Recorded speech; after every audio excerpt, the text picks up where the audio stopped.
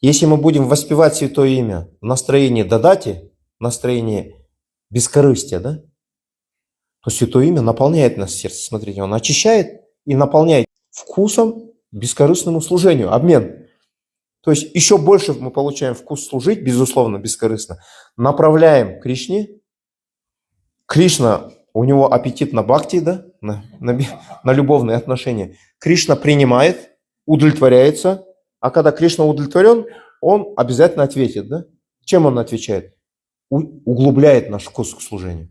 У нас еще больше вкуса служить, мы еще больше бескорыстно начинаем воспевать. Сразу мы включаемся. Мы, безусловно, хотим послужить, удовлетворить. Кришна доволен, смотрите.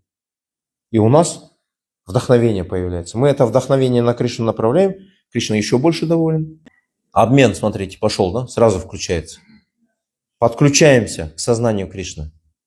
На уровне сердца это происходит.